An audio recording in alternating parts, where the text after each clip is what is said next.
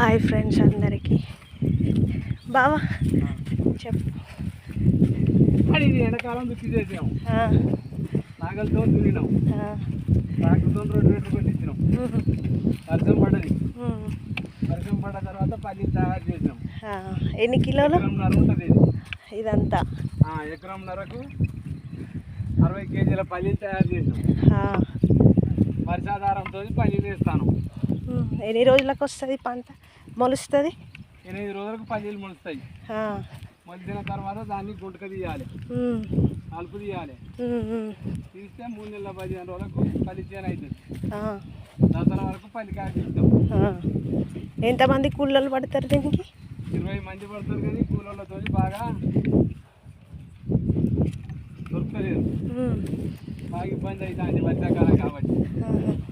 కానీ పల్లి చేను కరువు అయిపోతుంది, నూనె కొరకు గిట్ట అని ఈ పల్లీలు ఎదురే, కానీ ఇందులో ఏం లాభం లేదు. మన నూనె కొరకు మనం తినే తిండి ఇవన్నీ కలుషితం అయిపోతాయి.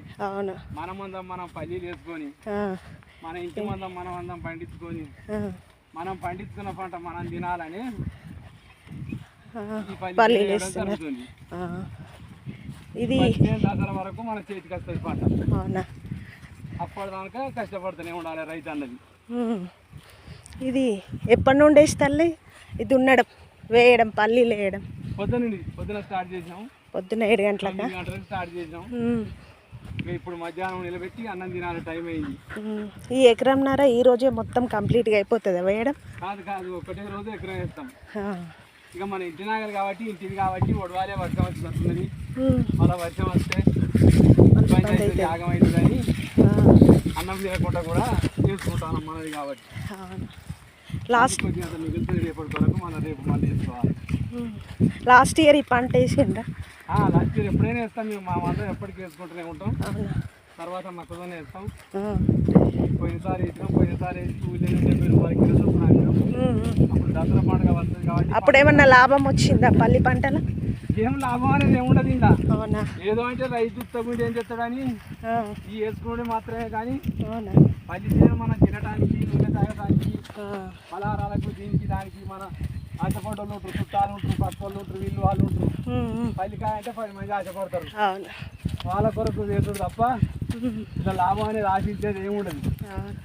భూమి ఉత్తగా ఉండకుండా, గడ్డిపడి భూమి ఖరాబ్ కాకుండా ఈ పంట వేయడమే, కానీ దీంట్లో లాభం మాత్రం ఏమి ఉండదు. కానీ మళ్ళీ యాసింగి దీని అడుగు మొక్కజొన్న ఎత్తే మంచిగా వస్తుంది. ఓన్లీ మొక్కజొన్న పల్లీనేనా? ఇంకా వేరే వేస్తారా పంట? పత్తికి వేస్తాం. పత్తి లేదు, ఇంకా వర్షాలు బాగా అత్తులు కొట్టలేదు, ఇంకా పత్తి పెట్టలేదు. ఈ పల్లి చేను ఇవాళ రేపు అయిపోయాక పత్తి ఎల్లుండి శనివారం ఆదివారం నాడు పత్తి పెట్టేది ఉన్నది. దానికి ఇంకా దుక్కి తయారు కాలే. వర్షం ఎక్కువైంది, వర్షం ఎక్కువ ఉంటుంది, దానికి అనుకూలమైన పరిస్థితి లేదు. పత్తి పెట్టినా కూడా ఏమంతా బాగా లాభం లేదు. దానికి కూలీలతో ఇబ్బంది అవుతుంది, గడ్డి తగిన ధర లేక. పోయినసారి ఎంత పడింది రేట్? అయినా రేటు పెట్టక దాంతో కూడా. లాస్ట్ ఇయర్ రేట్ ఎంత పడింది? 60,000 పడింది, కానీ ఏం లాభం ఉన్నది? కూలీలకే చాలా 300లతో నేర్చుకుంది, కూలీలకే అవుతుంది. ఏం చేసినా కూడా కూలీలు ఏంటంటే చేసే పరిస్థితి లేదు. కూలీలకు మస్తు డిమాండ్ ఉన్నది. డిమాండ్ ఉండేటప్పుడు వర్షాలకు ఒకరిని చూసి ఒకరికి రేట్లు పెట్టేటోళ్ళకు ఆ పత్తి తక్కువ వెళ్తాను, కూలీలు ఎక్కువ అవుతాను. మళ్ళీ ఆ పత్తి అమ్ముకుంటానికి రేటు ఉంటుంది. ఈ గవర్నమెంట్ CCI కొంటానికి, లాస్ట్ ఇయర్ కొంటా, వెనక కొంటానికి, మనం మార్కెట్ కొనకపోతే ఆ ధరలు వాళ్ళు చేయబట్టి రైతుకి లాభం ఉంటుంది. ఏ పంట వేసినా ఇబ్బంది ఏమున్నది రైతు. ఏందో అంటే వ్యవసాయం మూలపడిపోతుంది. ఎట్లా వ్యవసాయం అనేది ఉండాలి, రానున్న భవిష్యత్తు అన్నం ఆకారం కరువు అవుతుంది అని వ్యవసాయం చేస్తే తప్ప ఏం లాభం లేదు వ్యవసాయం మీద. వరి ఎంత ఇస్తారు? వరి 3 ఎకరాలు వేస్తాం. అది మంచిగా వస్తుందా పంట? దానికి కూడా ట్రాక్టర్ పెట్టి దున్నిచ్చుడు, కూలోళ్ళకు నాటేయించుడు, లేబర్ దొరక కొంచెం మొగోళ్ళు బీహార్ నుంచి తీసుకొచ్చి వాళ్ళతోనే వేయించుడు. అదే ఇబ్బంది అవుతుంది. రోగాలు, వాటికి రోగాలకు మందులు కొట్టుడు, ఇవన్నీ చూసుకున్నట్టయితే దాంట్లో కూడా ఏం లాభం ఎక్కువ లేదు. ఏందో అంటే మనం పండించుకున్న పంట మనం తినాలి, మందులు కొట్టకుండా మనం సేంద్రియ ఎరువులతోని పంట పండించుకొని తినాలి. ఈ రోగాల నుంచి తట్టుకోవాలి, ఈ హాస్పిటల్ పాలు కాకుండా, ఈ మనుషుల విషయం కాకుండా అని సాధారణంగా కొద్ది సేంద్రీయ ఎరువులు చేస్తున్నాడే కానీ ఆ, రసాయనిక ఎరువులు ఏంటి పంటలు పండుతలేవు. అవును.